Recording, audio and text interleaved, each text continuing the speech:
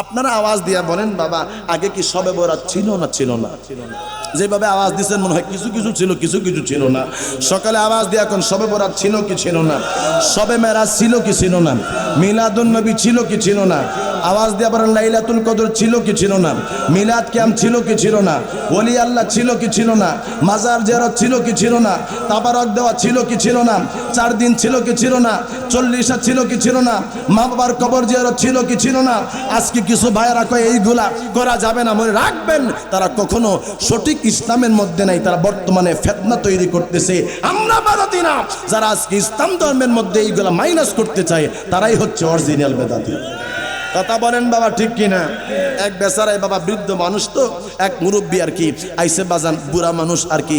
একবার তিনি শাহজাদপুর বাজার থেকে, কথার কথা শাহজাদপুর বাজার থেকে তিনি আইসা বাবা একটা পায়জামা কিনছে। পায়জামা কিনছে, বুড়া মানুষ বাবা ঠিকঠাক মতো ওইভাবে দেখার থেকে কিনতে পারে না। ওই বেচারাই দেখছে যে পায়জামাটা একটু বড় হয়ে যায় আর কি। যাক বাড়ির মধ্যে গেছে, যাইয়া বসছে, পরে দেখে পায়জামাটা বাজান আদা একটু পরিমাণ লম্বা হয়ে গেছে গা। এবার বাবাই বুড়া মানুষ আর কি, বৃদ্ধ মানুষ, ওই লোক ডাক দিছে বৌমা রে, বৌমা মাগো একটু এদিকে আসো। তো বৌমা এসে আব্বা কি জন্য ডাকতেছেন? কয় মাগো পায়জামাটা যে বাজার থেকে কিনে আনছি মা, আমার একটু এই আধা হাতির খাডু করে দেওয়ান লাগবে, একটু বড় হয়ে গেছে। বৌমা কইতেছে আব্বা আমি একটু ব্যস্ত, এখন ওই যে পাক বসায় আসছি, পাকটা দেখেন সুরার মধ্যে আছে, আব্বা আপনি আল্লাহর মধ্যে রাইখা দেন, আমি সময় মতোই আপনাকে কইরা দিব মনে। বেচারাই চিন্তা করতেছে বৌমারে এইভাবে বললাম, আর বৌমা কইতেছে পাকসা করবো, যাক ব্যস্ত যেহেতু বৌমারে কষ্ট দেওয়া লাভ নাই। এবার বৌমারে বাদ দিয়া এবার মেয়েরে ডাক দিছে, মা এই মা একটু এদিকে আসো তো।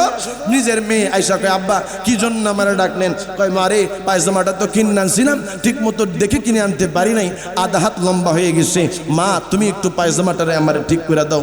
মেয়ে কইতেছে আব্বা আমি পাইপেরও যাইতেছি তো, এখন তোমার পায়জামা আমি এটা খাটো করতে পারবো না, আল্লাহর উপরে তুমি রাইখা দাও, আমি সময় মতো আইসা তোমার পায়জামাটারে আমি ঠিক কইরা দিব মনে। এখন এই বুড়া মানুষ চিন্তা করতেছে মাইয়াটা প্রাইভেটে যে বোকা কইছে, এখন আমি কি করব? আচ্ছা যাক দে, এই এখন নিজের মাইয়ারও আর বলবে না, এখন ডাক দিছে নিজের বউরে। বউরে ডাক দিছে বিবি, হ্যাঁ বিবি একটু এদিকে আসো। কয় কি জন্য ডাকতেছেন? খালি হারাক্ষণ ডাহাটা ই করেন আপনি? কয় বউ গো পায়জামাটা কিনে আনছিলাম তো, ঠিক মতো আমি এটা এই দেখে আনতে পারি নাই, বউ তুমি একটু পায়জামাটা একটু ঠিক করে দাও। নিজের বউ কইতাছে পায়জামা উরফে রাহেন, আমার কাম আছে বাইরে, উডান বাড়ি করে ঝাড়ু দিয়া তারপরে আইতাছি।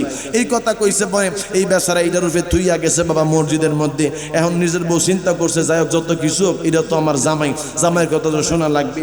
এবার নিজের বউ বাজান এটারে আদাত খাড়ুনা কইরা বাজান আল্লাহর রূপে থুইয়া দিছে। হঠাৎ করে বৌমার পাক শাক শেষ হয়েছে, কয় আব্বাই কইছিল আমারে পায়জামাটা খাডু করে দেওয়ানোর জন্য, যদি পায়জামাটা খাডু করে না দেই শ্বশুরা এসে আমার জিগাইলে আব্বাই তো কষ্ট পাইব না, আমি কি উত্তর দিব? এই জন্য বৌমাও বাজান আল্লাহর উপরে লইয়া এটা আরো আদাত খাডু করছে, খাদ্য কইরা বাবা এটা থুইয়া দিছে আল্লাহর উপরে। কিছুক্ষণ পরে প্রাইভেট থেকে মাইয়া আইছে, মাইয়া আইসা চিন্তা করতেছে আব্বাই যে কইছিল পায়জামাটা খাডু করার জন্য, খাডু যে করলাম না, বাবাই জিগাইলে আমি কি উত্তর দিব? বাবাই তো কষ্ট পাবে। নিজের মেয়েও বাবা আল্লাহ থেকে পায়জামা নিয়ে সেও আদাত খাডু করছে। বেচারায় মুরব্বী মানুষ মসজিদ থেকে আইছে, আইসা দেখতেছে আল্লাহর রূপে পায়জামা বাবা থুইয়া দিছে, পায়জামা লইয়া দে, পায়জামা নাই, পায়জামা হাফ প্যান্ট হয়ে গেছে। বেড়ায় বুড়া মানুষ বেড়ায় তো এখন চেতাচেতি শুরু করছে। বউ আইসে কি গো চেতাচেতি করেন কি লিগা? কয় তোমারে কইছিলাম আদাত খাডু করনের লাইগা, এটা কদ্দুর করছো? কয় আদাতই তো করছি। কয় এটা দিয়ে হাফ প্যান্ট হয়ে গেছে গা। ডাক দিছে বৌমা এদিকে আসো। কয় আব্বা আমি কি করতাম, আমি দেখছি এটা উর্বে আসিল, আমি তো আর জানি না আমিও আদাত খাডু করছি।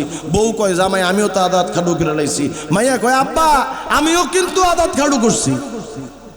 এখন বাজান এটা আগে ছিল পায়জামা, এখন হয়ে গেছে এটা হাফ প্যান্টের মতো।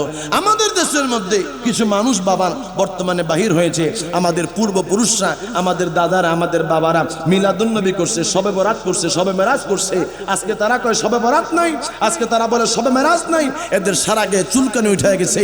4 দিন করেন আপনার বাবা মইরা গেছে, আপনি 4 দিনের মধ্যে মানুষদেরকে দাওয়াত দেওয়া খাওয়ান।